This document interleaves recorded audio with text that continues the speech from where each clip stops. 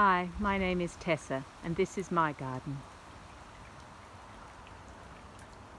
We've inherited a garden with quite a lot of large established trees. So in the back corner there we've got a pine tree, some silver birches growing amongst some citrus, a little dogwood, a magnolia. Up the back are two large plane trees which suffered rather a lot in the drought, losing their leaves quite early. This is a Mexican alder, and this is a cedar tree which the cockatoos like to denude now and then. In the centre of the garden we've just had 3 bedraggled dogwoods removed and replaced it with this sandstone terrace which I'm working on. I've planted some iceberg floribunda roses, and I'm underplanting them with catmint, which is an idea I borrowed from the last garden club talk. Sounded good.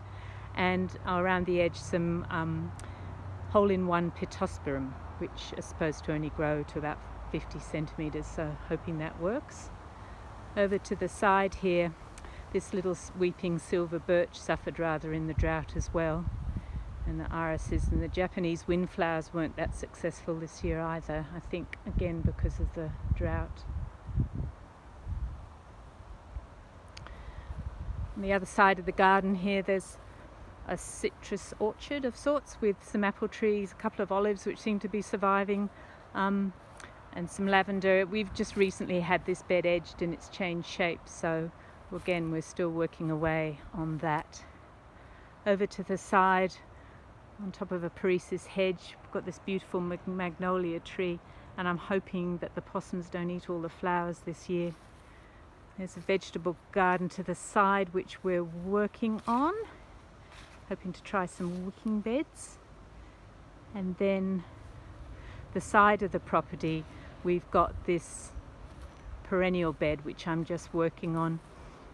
When we bought this property there was a huge Photinia hedge here which we've had removed. It was just blocking all the light. It was a lot to keep control of, and we're replacing it with a perennial bed which again I've just had edged.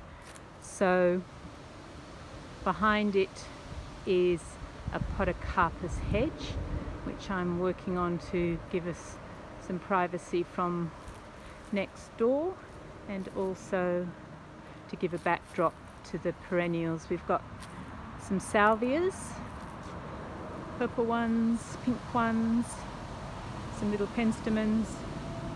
The spinebills love these salvias, which is rather lovely. We've got some little euphorbias,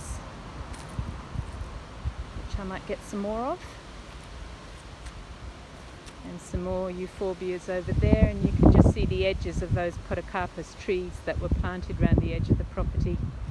They were chopped down and then they replaced them with some flax and the Photinia hedge which I've removed, and then another beautiful dogwood.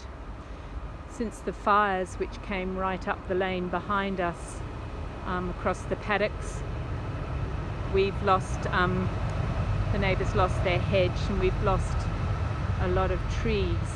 So the garden's changed quite a lot. There's a lot more light and things are growing in different ways. Over to the side here, another bed which I've just had carved out of the lawn, so it's pretty empty.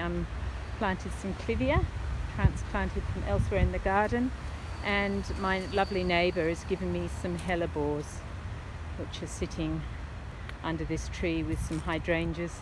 I'm hoping to fill this bed up with hydrangeas, but I'm not sure because hydrangeas like water and the trees like water, and I'm not sure whether they're going to survive together. At the back of the property here we've got a little Photinia hedge underplanted with agapanthus, and we popped a pizza oven on top of the old barbecue.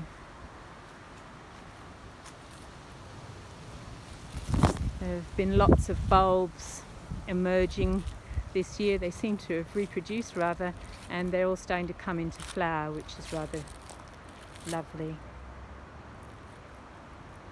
This garden, as I probably said, borders onto the paddocks behind, which gives us views over the fields, and occasionally when there are cows in residence